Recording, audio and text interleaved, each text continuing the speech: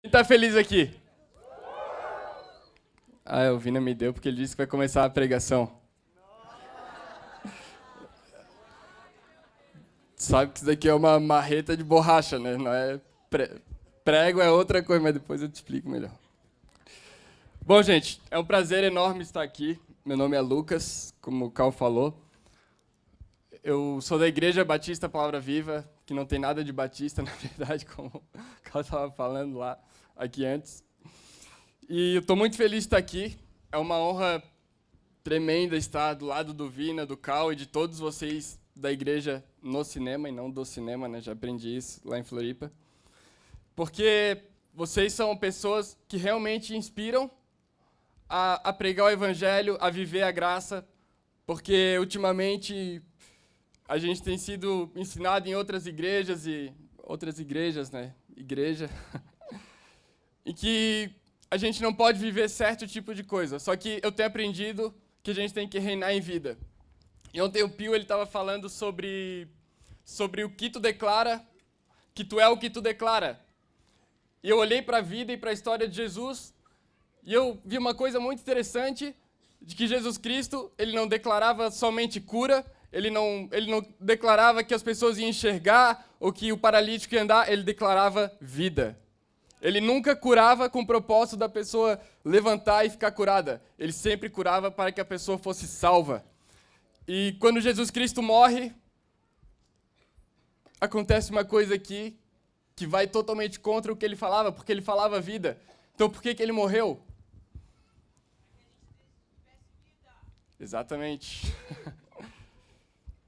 Só que quando Jesus Cristo morre, a morte olha para ele e fala assim, mas ele falava de vida. E a morte não consegue segurar ele. Então, ele ressuscita. A história de Jesus não é uma história de cura, não é uma história somente de libertação, a história de Jesus é uma história de vida. E ele morreu para que você tivesse vida.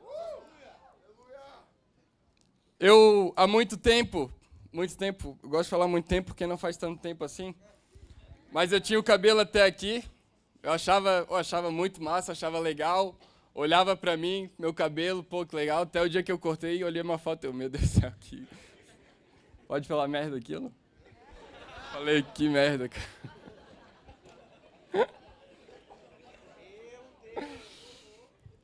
Já estragou a mensagem. Aí um dia, eu cortei o meu cabelo, eu fiquei 4 anos com esse cabelo.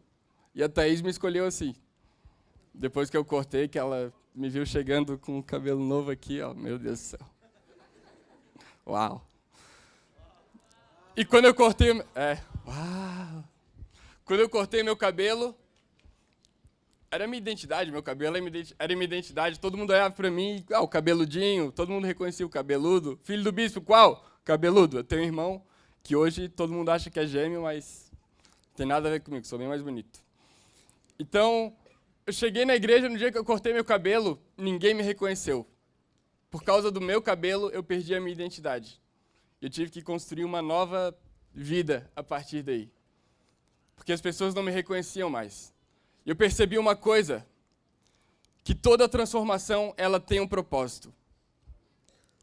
Como eu disse antes, Jesus não curava para que a pessoa levantasse e falasse, pô, valeu, posso andar, eu posso ver. Jesus curava para que aquela pessoa recebesse a vida. Então, por que você transforma a água em gelo? Você transforma a água em gelo para botar ali na sua bebida, para fazer um drink, tomar. Toda transformação ela tem um propósito. E assim como eu causei um impacto quando eu cortei o meu cabelo, toda transformação ela causa um impacto. A graça ela não transforma somente você. Você não pode ter uma mente pequena de achar que você vem aqui na igreja do cinema, igreja no cinema, recebe a Cristo e agora você é salvo. Vai muito além daí. Quando você recebe a Cristo, a transformação começa com você, mas ela gera impacto no meio que você vive.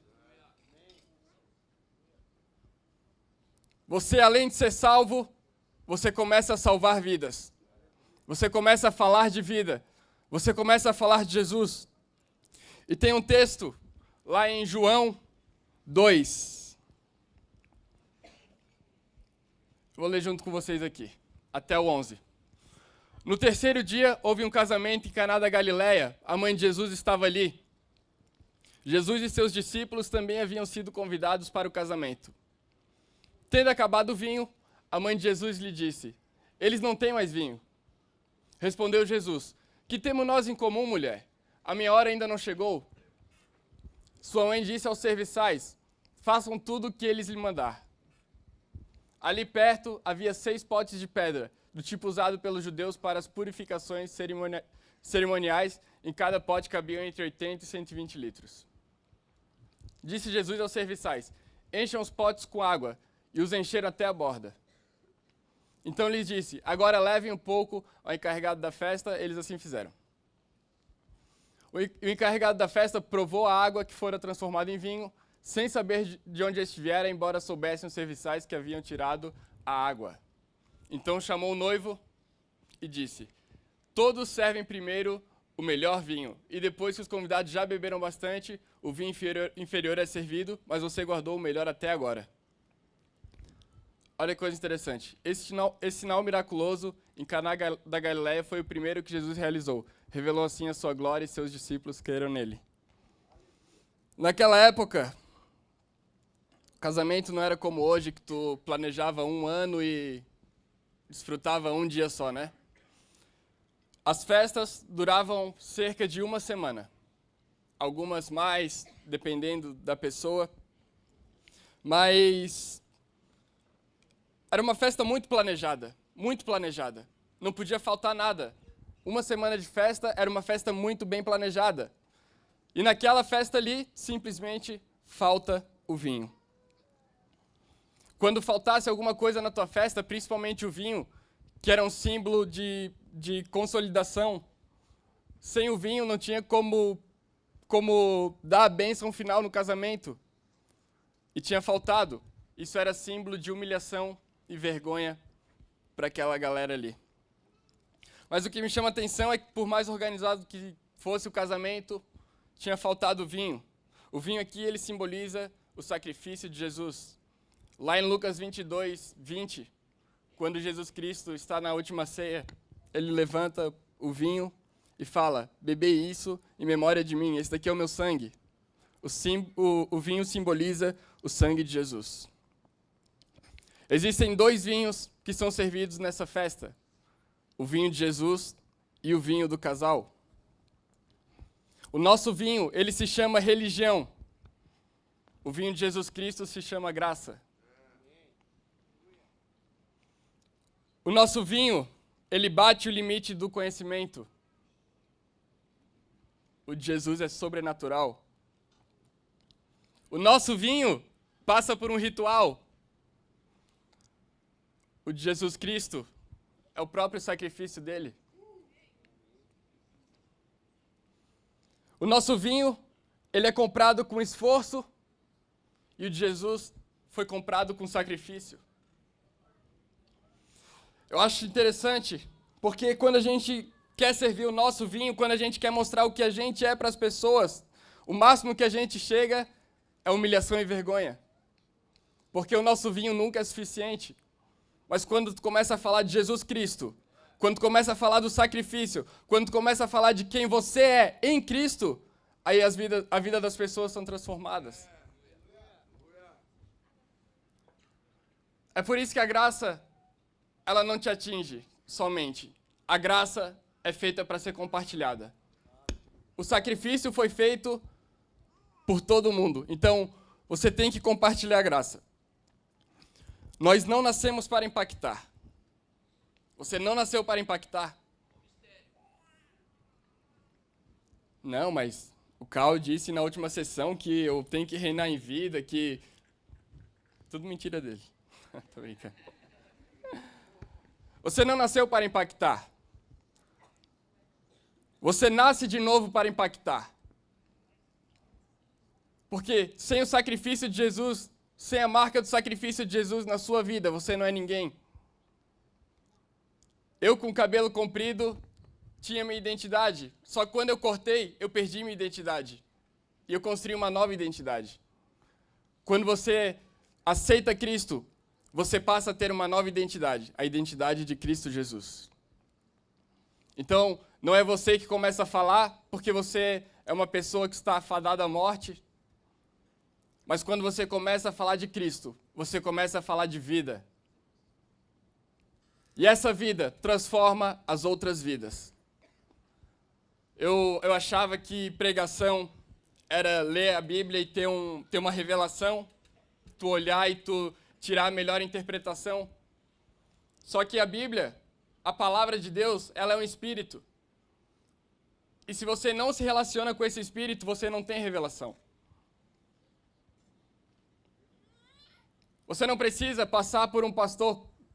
Muitos aqui já devem ter feito isso, eu já fiz, mas você já deve ter olhado para uma pessoa lá na sua faculdade, no seu trabalho, deve ter olhado para ela e deve ter pensado assim: meu Deus, se o meu pastor estivesse aqui falando com essa pessoa,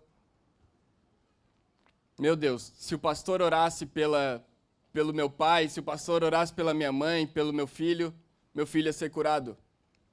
Você pode falar vida.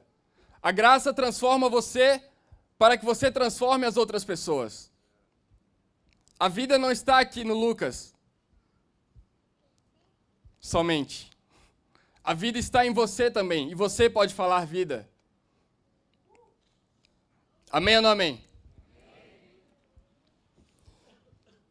E esse sacrifício de Jesus, ele nos torna completo. Cristo, ele não queria somente salvar o casamento, ele não olhou para aqueles noivos e falou assim: pô, eu vou livrar eles da humilhação e da vergonha. A preocupação de Cristo era para que todos provassem o melhor vinho. Cristo, ele quer salvar a sua vida. Cristo, ele olha para você e ele quer a sua salvação. Só que além da sua salvação, ele acredita em você, para que você cause impacto no meio que você vive. Ao sair daqui hoje, a água que existe dentro de você vai ser transformada em vinho, e todos que participam dessa grande festa chamada vida vão provar do melhor vinho através de você. O milagre acontece através de você, mas ele vem de Jesus. A graça, ela é como uma pizza gigante. Quem aqui consegue comer uma pizza gigante sozinho? O Vina, eu sei que consegue mesmo.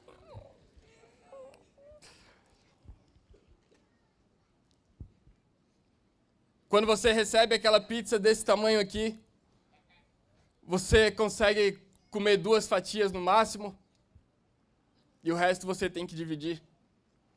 A graça, ela é suficiente para você, mas ela também tem que ser dividida.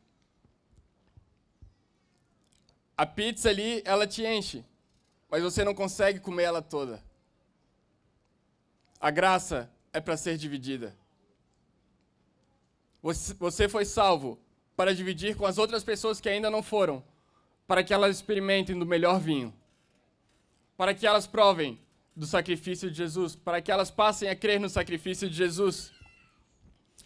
Olha que coisa interessante, Jesus Cristo, ele havia andado cerca de 14 quilômetros, ele andou 3 dias, e naquela época não tinha Vans, não tinha Adidas, Nike, era simplesmente uma sola e um arame amarrado na tua perna.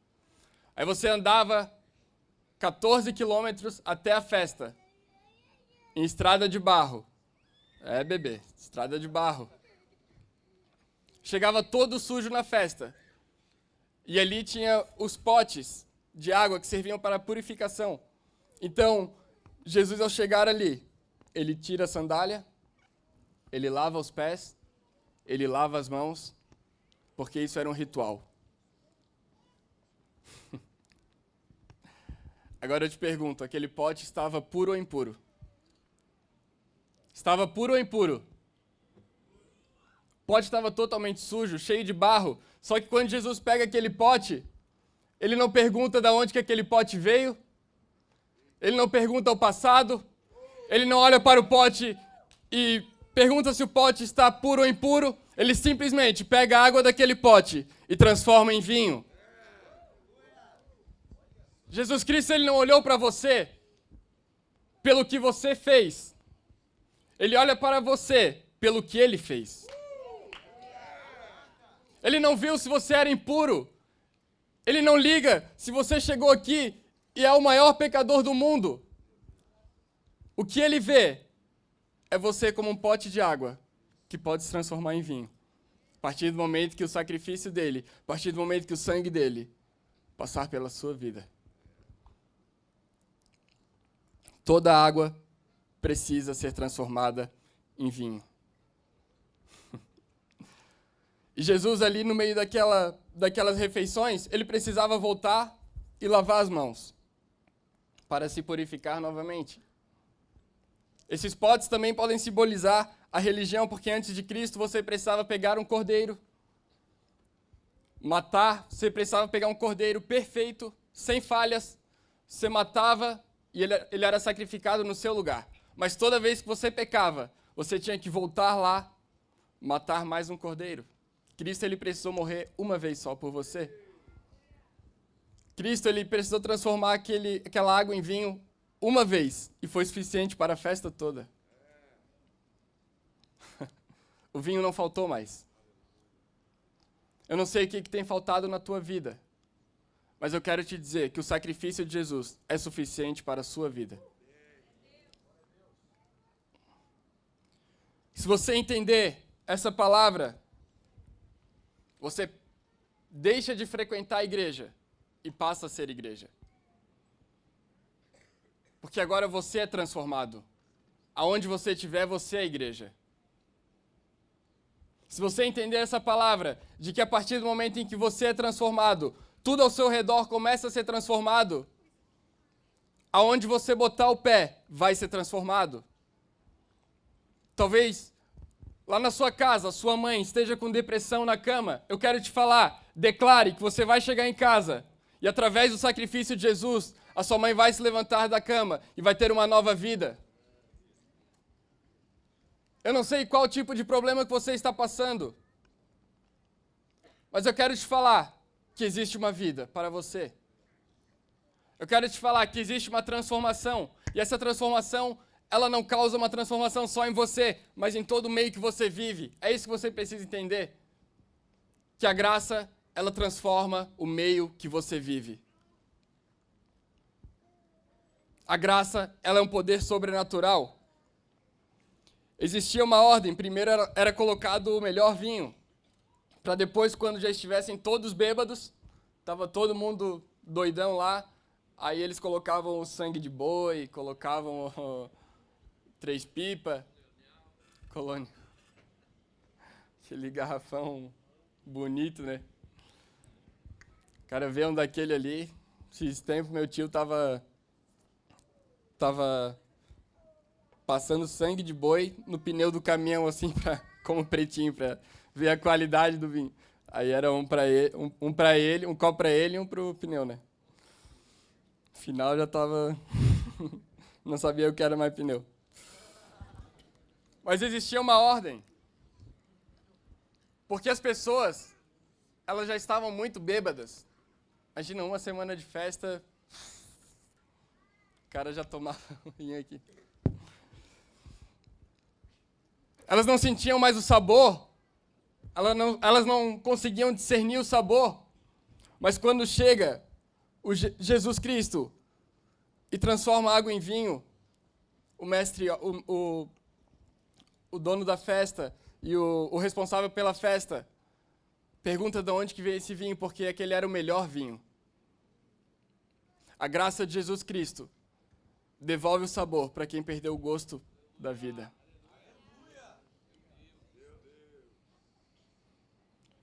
A graça, ela devolve o sabor da vida. Eu quero te falar, quero declarar aqui em nome de Jesus, que se você chegou aqui com depressão, se você chegou aqui e não consegue se libertar do seu pecado, eu quero te dizer que você não vai conseguir se libertar do seu pecado. Que através de você, que através do seu sacrifício, da sua oração, você não vai conseguir se libertar do seu pecado. Porque somente uma transformação, somente o sacrifício de Jesus Cristo te transforma. E assim, você vai sentir novamente o sabor da vida. Eu não sei pelo que você tem passado, mas eu quero fazer uma oração agora. Peço que você feche seus olhos.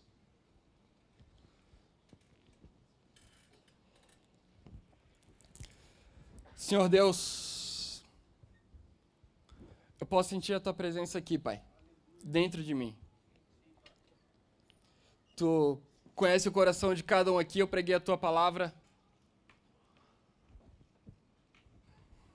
E existem muitos corações, Pai, que são como água, porque a água é um símbolo de pureza, a água é um símbolo de... é uma coisa que sacia a sede, só que a água não foi suficiente para salvar aquele casamento, Pai.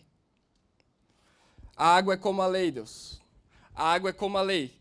Nós olhamos para a água, achamos pura, achamos que vai saciar a sede, mas ela não foi capaz de salvar aquele casamento.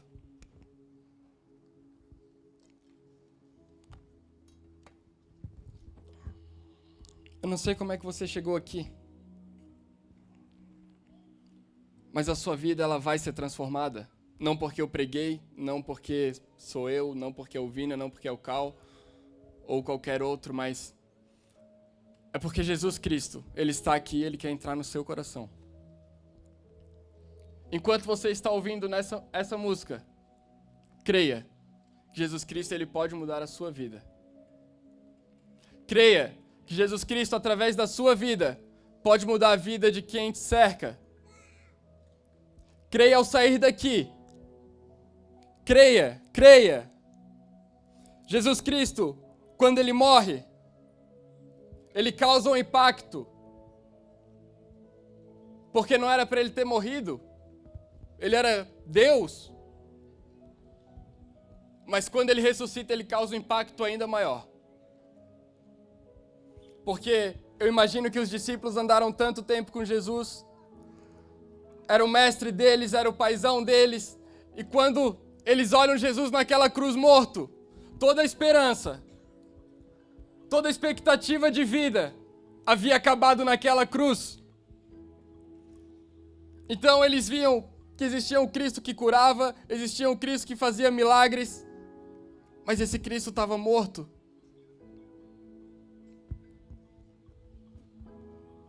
Só que Jesus Cristo, Ele ressuscita. E a Bíblia, ela é um livro que ela foi escrita depois o Novo Testamento foi escrito depois da morte de Jesus, pelo menos Mateus, Marcos, Lucas, João. Porque milagres eram feitos antes de Jesus, curas eram feitas antes de Jesus. Só que Jesus Cristo, Ele ressuscitou para que você tivesse vida. Jesus Cristo, Ele devolve a expectativa de vida. Enquanto eles estão cantando essa música, eu peço que você abra o seu coração, porque Jesus Cristo, Ele quer entrar no seu coração.